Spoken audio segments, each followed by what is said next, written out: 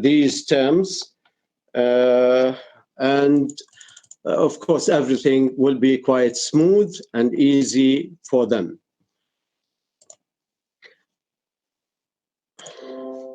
Now we come to this. Of course, at the beginning I highlighted some important points that we are going to talk about related to the problems that are facing our students, and we begin with them, and we try to elaborate and comment. By the way, this workshop does not last long, because the duration will not be more than 45 minutes. We will give 15 minutes for elaboration, discussion, and comments to be made by participants. So we will welcome all these discussions, and we will also just give you the link later during the process of presenting this workshop. We will give you the link where to register your names, your educational institution, and your degree, and the information you just fill in a form that will be given to you later. The first problem that we are facing, and the students actually are facing, is the pronunciation of words and words in context, such as phrases and sentences. It's difficult sometimes for students to pronounce correctly. So they pronounce some words in a strange pronunciation, and of course, it's not easy for them, especially if they have known such kinds of words for a long time. It's not easy for them to overcome the habit of mispronouncing these words. And also, this is due to the result of the lack of competent teachers of English as models for students.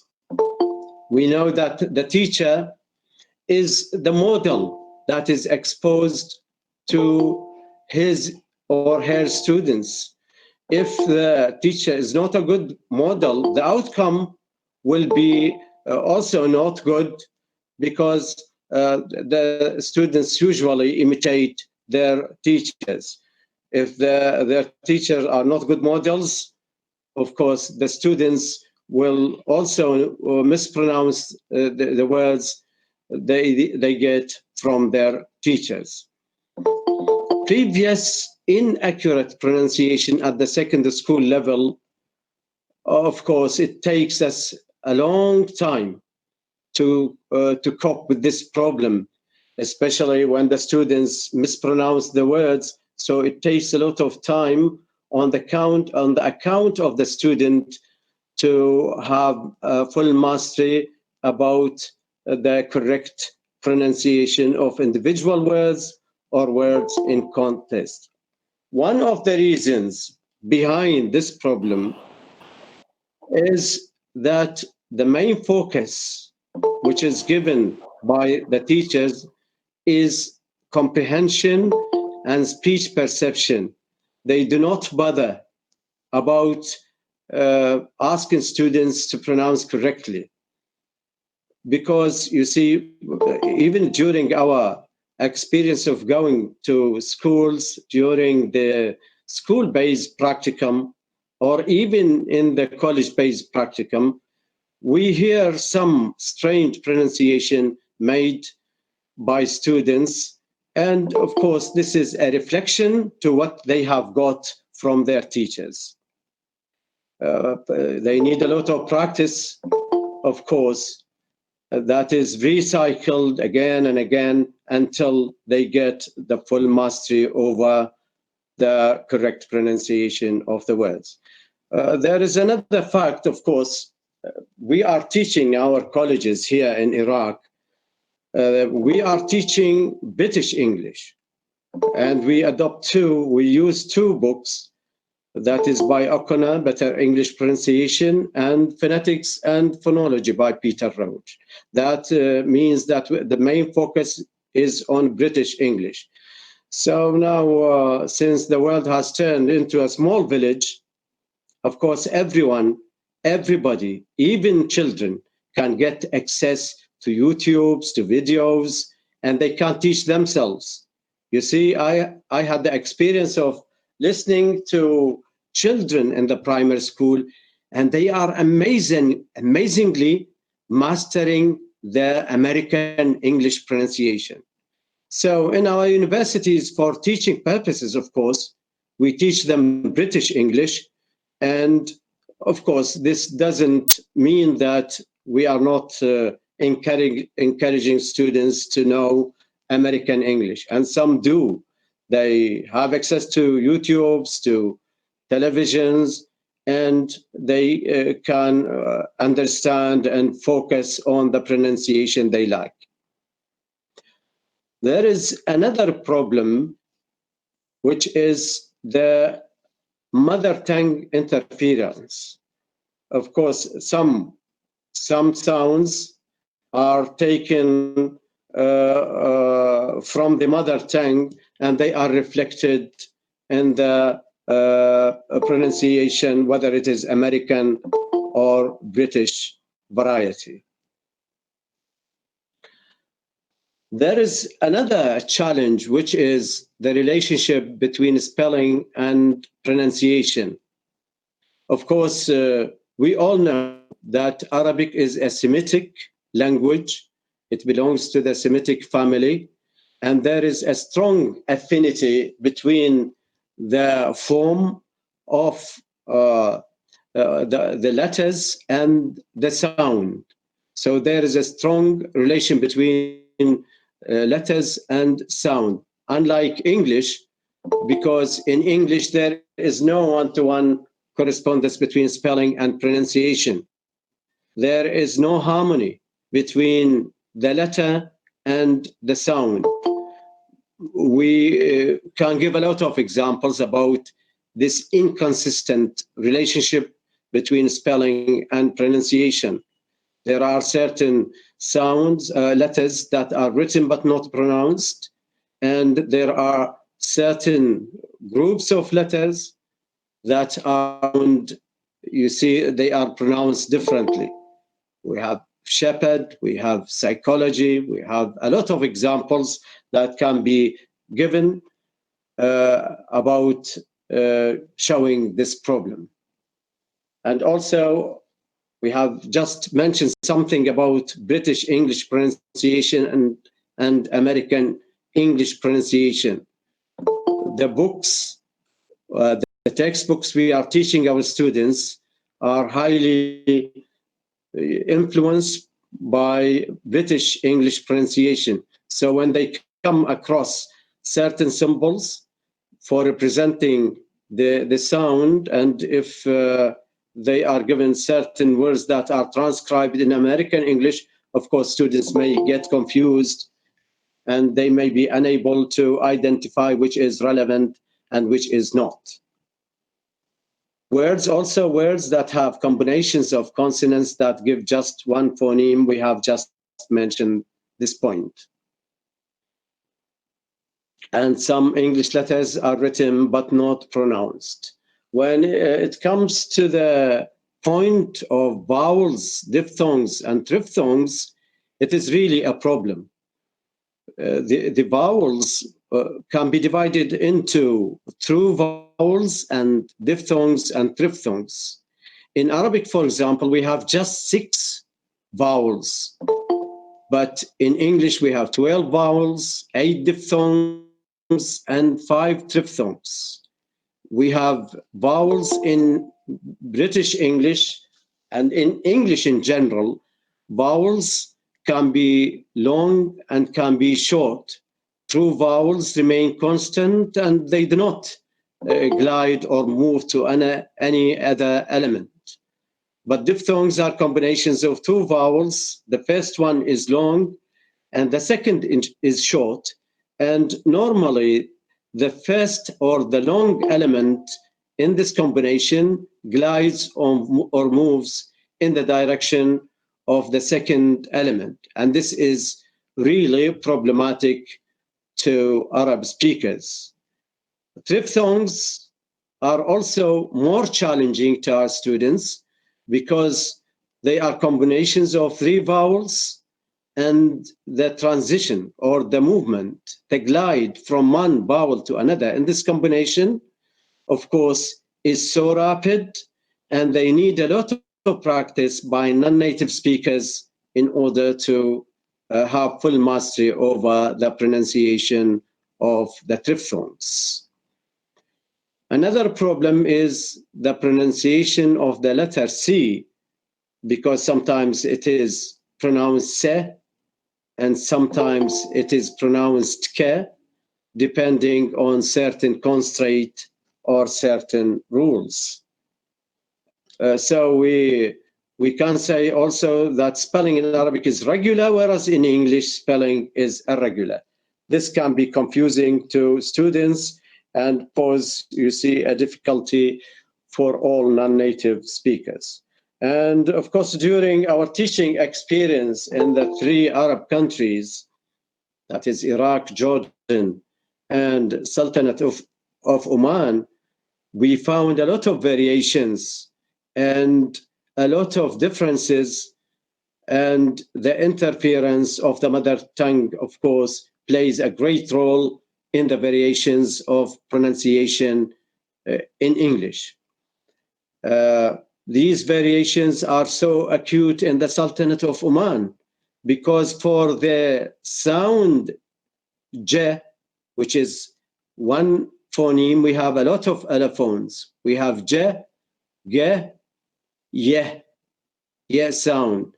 And this is also reflected in the spoken medium of language. So instead of saying James, some of them, not all of them, of course, they say games. So they cannot differentiate between J and G. All Arab students in different countries, Arab countries, they undergo such variations according to the regional dialectal differences that are found in Arabic. Also, another problem related to vowels and diphthongs, especially with our students in using the Iraqi vowels and diphthongs. Iraqi vowels differ from their English counterparts in terms of length, intensity, and loudness. So some students, they do not differentiate between the vowel which is long or short. Of course, you see, we know that incorrect pronunciation, inaccurate pronunciation of these vowels will lead to meaning differences in English. So there is a great difference between sit and seat, hit and heat, bit and beat, depending on the span of time and the duration of pronouncing the long or the short vowel. And also in terms of loudness, although I dare say that there is a tendency of more Arabs to speak loudly, including myself, and of course we may use a high pitch of voice instead of using a normal one. The changes between short and long vowels, these changes lead to differences in vowel quality. Realization of vowels results due to variations of the span of time needed. It means how much time is spent in order to pronounce a long or short vowel. For the articulation of specific vowel, and we have just given certain examples. Length of the vowel is a problem for Iraq students and often leads to meaning differences. Of course, we come across all of these problems during the classrooms. So during the classes, during the lab, and also when we go to intermediate and secondary schools during the school-based practicum. So we come across a lot of these problems, and I myself always ask our students to imitate native speakers or to use the YouTubes or to imitate their teachers if they are good models to be exposed or to imitate. So these, we have mentioned these variations of sounds, inaccurate pronunciation will result in, you see, unsuccessful communication between participants, because you see, correct pronunciation make the native speakers understand you, and it leads to correct pronunciation of the and it leads to mutual understanding between participants. So again, these problems are even found in the spoken medium of their students, that is in the spoken performance of the students.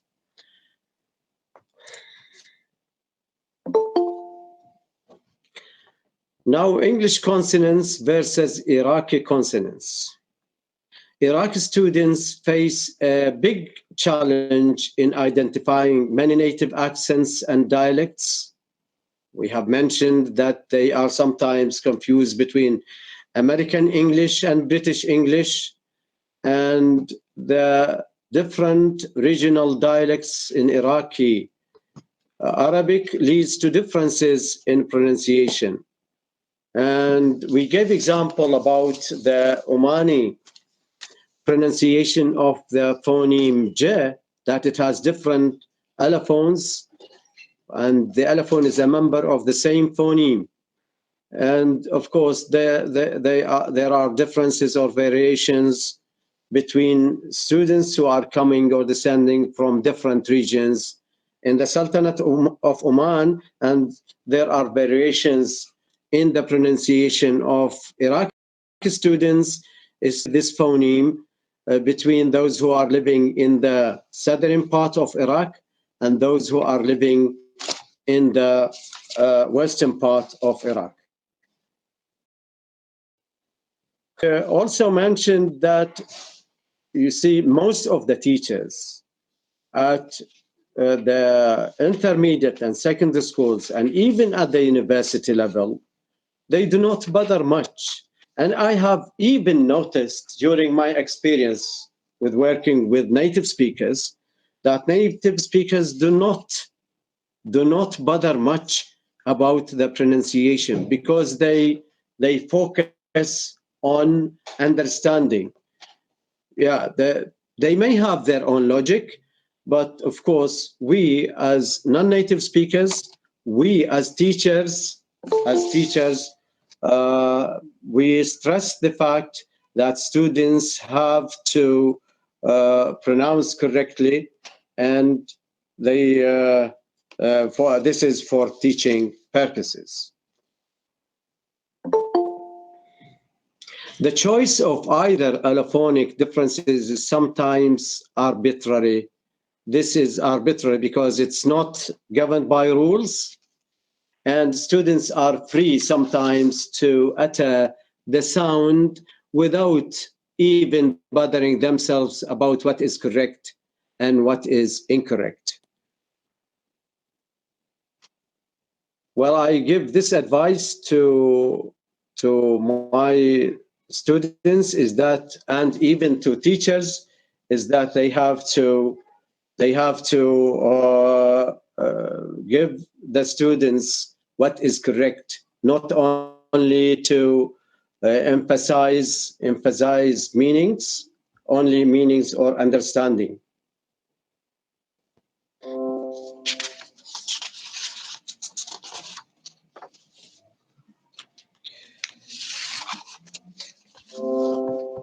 Then we move to the sequences of consonant clusters. Consonant clusters or sequences of consonant clusters, they are combinations of consonant sounds in succession, one after another, without a vowel in between. So we know that, you see, the English language can be made of 5 consonants in a sequence without a vowel in between. So in this case, when it comes to our students, they always try to insert a vowel. They insert a vowel between these sequences of consonants. So to give an example, for example, the word street, they do not pronounce it street, they pronounce it sit-reet. It means they insert a vowel in between these sequences. Iraqi students often insert a vowel between these sequences of consonants.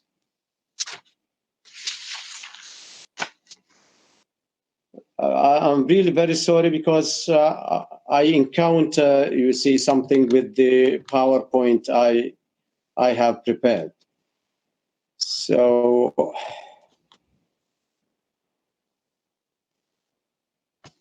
yeah, now we move to the syllabic consonants. Syllabic consonant is the consonant that has the features of a vowel. So it takes the position of the vowel, and even it works as the nucleus of the vowel. When it comes to the Iraqi students, they try to replace this syllabic sound with a vowel sound. For example, the word Britain. So Britain, this is according to the admit. As the host.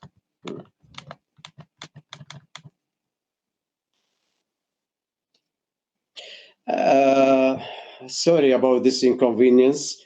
So the Iraqi students, they insert a vowel instead of the syllabic consonant, and it takes the position of the syllabic consonant. This is also a problem. Now we move to another challenging issue, which is assimilation. Assimilation is a universal phenomenon, which is found in almost all languages of the world. So one sound becomes another sound under the influence of a neighboring sound. And sometimes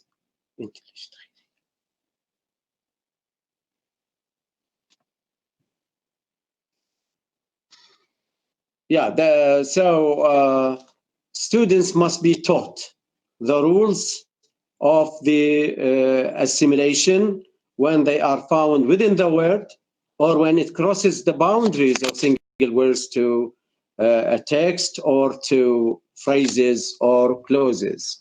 So some Iraq students are unable to identify or produce assimilated forms because they are either unaware of the rules which determine the assimilated form or non-assimilated sounds in certain contexts. So they don't know that there are sometimes modification of voicing or modification in the place of articulation. So they have also such a problem in their spoken medium. Now we come to recommendations and suggestions. Students should be aware of the differences between the sound system in English and Iraqi Arabic. Of course, they have to know so that they can pinpoint or locate the problematic areas and they try to find solutions for these problematic areas. Extensive practice should be given to students and a lot of exercises to be given for them, especially on the problematic English sounds, those that they make a problem for students to pronounce them correctly, especially the sound p, because most Iraqis change p into b sound, because we don't have this sound voiceless bilabial plosive p sound. So they change it into voiced bilabial plosive b sound. Teachers should be asked to correct the pronunciation errors of Iraq students and all students, not just the Iraq students, and not to focus on the issue of comprehension only. This grammar translation method should be eliminated. In spite of the so many pieces of advice we give to our students not to focus on comprehension, it is of no use for so many of them, because they rely on translating individual words, and this is also a problem in grammar and a problem in pronunciation as well. Primary and secondary school teachers of English must give their students a lot of listening, repetition, drills, and practice. Especially, they have to use the language properly and not to miss any of the lectures devoted to students, because listening and speaking can go together and can also give further information about how the foreign pronunciation is handled, whether it is British or American. Holding workshops and seminars for primary and secondary school teachers of English that teach them how to handle this important issue, because students must be given a lot of practice. Also, teachers must be given a lot of practice, and they must be guided by the senior teachers, either at school or the senior teachers at the educational institution, such as the college they are teaching in. Textbook and syllabus designers should introduce a lot of exercises about the problematic sounds for the Iraqi students of English. Textbook designers should also, it should be made, and the advice given by experts in this field should be considered. A lot of practice should be given for students about the problems related to voicing distinction. That is in minimal pairs, pin, bin, peak, beak, bray, pray, and so on. So they have to practice on the use of minimal pairs so that they can have a mastery about the pronunciation. More practice is given on consonant clusters, syllabic consonants, and sounds in connected speech. These are because these are also make most of the problems encountered by our students. Encouraging students to imitate native speakers, CDs, tape recordings, YouTubes, TV, and etc. And now it's time for us to give you some samples of mispronounced words by our students. The word gas is pronounced gaz in Iraqi Arabic. Evening, evening. Development, development. What is really interesting is that many teachers who are teaching phonetics, they cannot differentiate between one word or another in terms of pronunciation. So they make similar mistakes to the ones made by students. Colonel, colonial, doubt, doubit, psychology, psychology, sign, sign, lamb, lamb, half, half or half, not, knot, walked, walked. We have stomach, stomach, ache, H or H, electricity, electricity, word, word. And I noticed that so many teachers are unable to pronounce this word. So they pronounce it word. Air. The Omani students, some Omani students, they pronounce it ayar. Student, student, student. This is in Iraqi Arabic. English, English. Even some teachers, they pronounce it English. That is really amazing. Struggle, struggle. Spring, spring, or spring. They change P into B. Street, street. Expects, expect, expect. Manuscript, manuscript. Abstract, abstract, or abstract. Yeah, even I heard some teachers mispronounce this word. Wood, wood. I think 90% of Iraqi students, they pronounce this word with a long vowel. They say wood instead of saying wood. And the same for the word walked, walked, clock, clerk, measure, measure, coop, coop. And we have person or games, games, games. They are unable to say A. They change it into this lax sound, game, game.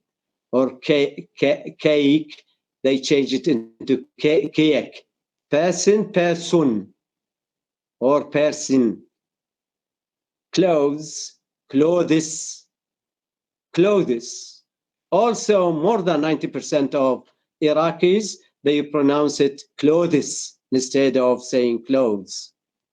Van, fan. They change V into F. Sing, sing.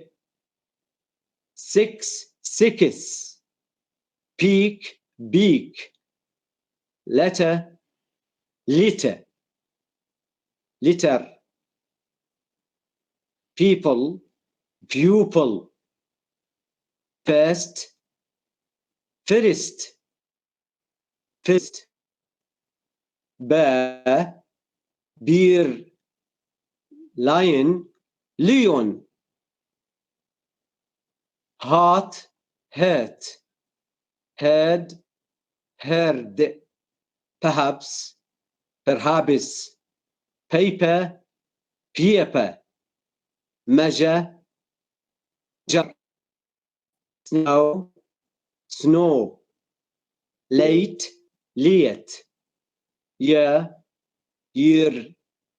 Dear, dear. Tower, tour.